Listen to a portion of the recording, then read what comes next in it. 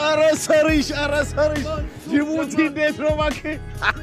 ቆየብልኩ ሰርሽ ወንድማችን ሙቀት እንዴት አድርገዋል? ስማ ይኸውልህ ሙቀቱ በጣም አሪፍ ነው። መኪኖቹም በጣም አሪፍ ናቸው። አሁን መኪኖቻችን ገብተዋል። አዲስ አበባ ከስተመር እየጠበቀን ነው። በአስቸኳይ የመጀመሪያውን መኪና ጫን። አሜን።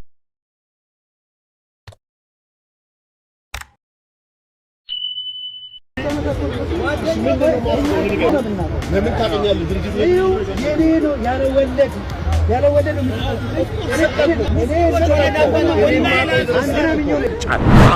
አሜን ተቀብለናል። ያው እንደምታውቁት ከዚህ በፊት ከመኪና ላይ መኪና አውርጃለሁ። ዛሬ ደግሞ ከመሬት ወደ መኪና ልጭን ነው። ተከተሉኝ። ሰለሞን የሚግባ እንጂ እዛ ጋር ሰለሞን ይገባል። አንተ መጀመሪያ በኋላ ሰው አልደረሰንም 3 ወር ተብሎ እስካሁን አልመጣም ሲል የጅቡቲውን ሐሳብ ያመጣው እኔ ነኝ። እሄዳለሁ ማየት አለብን። የት አለ መኪና? ሰለሞን ቦጋለ በጥንቃቄ ተጠንቀቀህ ትችላለህ። የኢትዮጵያ አምላክ አንተ ጋር ይሁን። እንግዲህ በእውነት ያስፈራል። ሰመተ እንዴ ነገር በጣም ትልቅ በሽታ ነው እዛ ሙቀት ላይ መገኘት። ይሄ እንጀራ አይደለም። አረ ይሄ እንጀራ አይደለም። ይሻል ነበር አምባሳደሩ መስጠቱን ይሻለኝ ነበር። ይቅርብኝ እንጂ በጣም ጥሩ። እንግዲህ ሁለተኛዋን መኪና ወደ ደንበኛ ለማድረስ እየሄድኩ ነው። ነገር ከማህበረሰብ ጋር ነው የምትሰራው። ለማህበረሰብን ነው የምታገለግለው።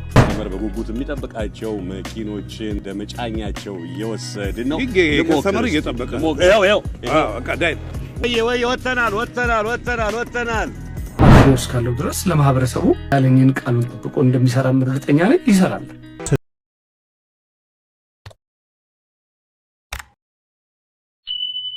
ስድስት ታዋቂ ግለሰቦች በቁጥጥር ስር ዋሉ። በፊንቴክ የኤሌክትሪክ መኪና የተጠረጠሩት አርቲስቶችና ቲክቶከሮች ፌደራል ፖሊስ ናቸው። ፌደራል ፖሊስ ሀገሪቱን እያነጋገረ ባለው የፊንቴክ ኢንቨስትመንት የኤሌክትሪክ መኪና ሽያጭ ማጭበርበር ወንጀል የተጠረጠሩ ታዋቂ አርቲስቶችና የማህበራዊ ሚዲያ ተጽዕኖ ፈጣሪዎችን በቁጥጥር ስር አውሎ ምርመራ ጀመረ።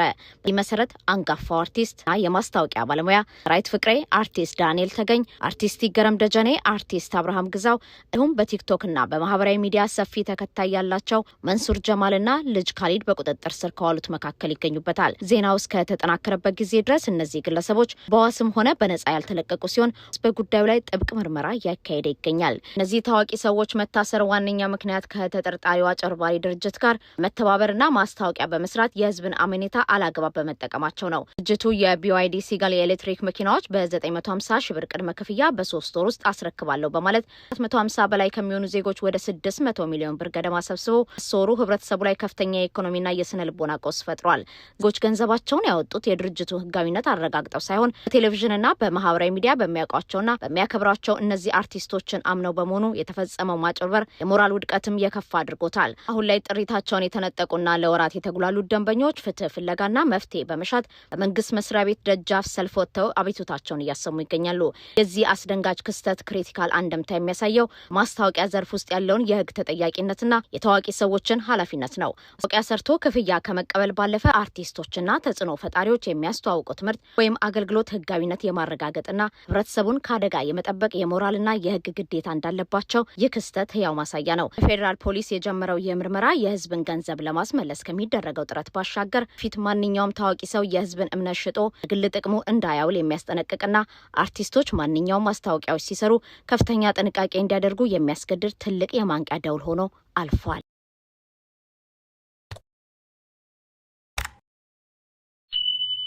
ረቡዕ ከሰዓት በኋላ በፌደራል ፖሊስ ቁጥጥር ስር የዋሉት 6ቱ ታዋቂ አርቲስቶችና ቲክቶከሮች ሐሙስ ፍርድ ቤት ቀርበዋል። የፌደራል ፖሊስ የወንጀል ምርመራ ቢሮ መንሱር ጀማልን፣ ሰራዊት ፍቅሬን፣ ይገረም ደጀኔን፣ አብርሃም ግዛውን፣ ዳንኤል ተገኝና ወንድም ካሊድን ከቀኑ 9 ሰዓት ላይ በፌደራል የመጀመሪያ ደረጃ ፍርድ ቤት አራዳ ምድብ አንደኛ ጊዜ ቀጠሮ ችሎት አቅርቧቸዋል። ማሪ ፖሊስ ለፍርድ ቤቱ እንዳስረዳው እነዚህ 6 ግለሰቦች ከፊንቴክ ኢንቨስትመንት ጋር በተያያዘ የህዝብን ገንዘብ በመብላትና በህገወጥ የገንዘብ ዝውውር ላይ ከፍተኛ ተሳትፎ አድርገዋል በሚል ወንጀልም ተጠርጥረዋል። ፖሊስ በቀጣይ የምርመራ ስራውን አስፍቶና ጥልቅ መረጃዎችን ሰብስቦ ለማቅረብ ተጨማሪ 14 የምርመራ ቀናት እንዲፈቀዱለት ችሎቱን ጠይቋል። ለበኩል የተጠርጣሪ ጠበቆች ደንበኞቻቸው የተጠረጠሩበትን ወንጀል ዋስትና የማያስከለክል በመሆኑ በስወተው ጉዳያቸውን በውጭ ሆነው እንዲከታተሉ ጠይቀዋል። የራቀኙን ክርክር ያዳመጠው ፍርድ ቤቱም የፖሊስ የምርመራ መዝገብ አርብ 4 ሰዓት እንዲቀርብ ትዕዛዝ የሰጠ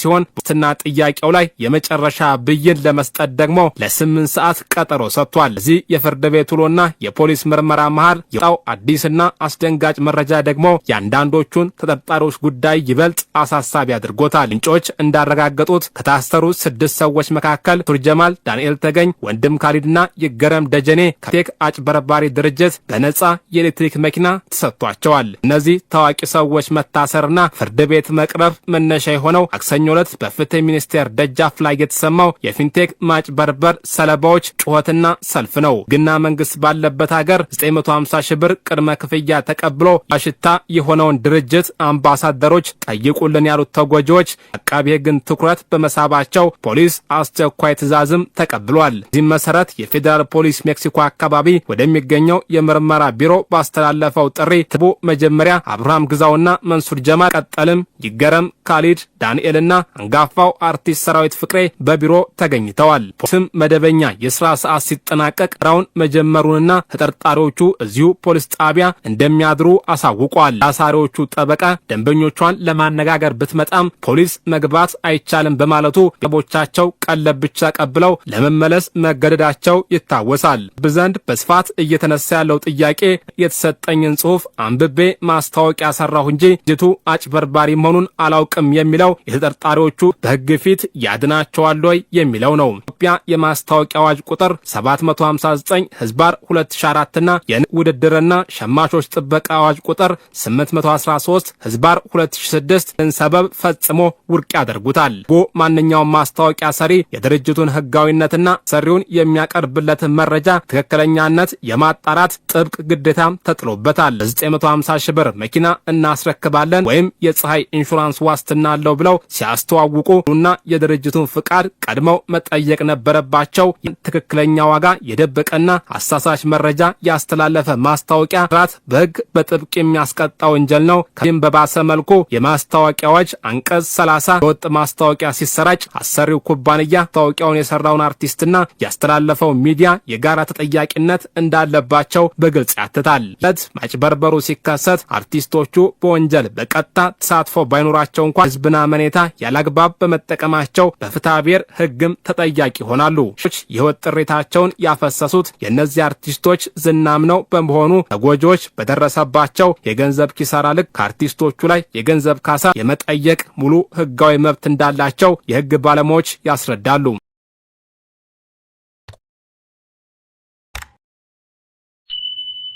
ሰሞኑን ይፋ የሆነው የፊንቴክ ኢንቨስትመንት የቢሊዮን ብሮች የማጭበርበር ድርጊትም የዚሁ አሳሳቢ ክስተት ማሳያ ሆኗል። ተቋሙ በቅናሽ ዋጋ መኪና እንደሚያስመጣ ቃል በመግባት በመቶዎች የሚቆጠሩ ዜጎችን ለከፍተኛ የገንዘብ ኪሳራ የዳረገ ሲሆን ለድርጅቱ ማስታወቂያ የሰሩ እንደ ሰራዊት ፍቅሬና መንሱር ጀማል ያሉ 6 ታዋቂ ግለሰቦች በቁጥጥር ስር መዋላቸው ተሰምቷል።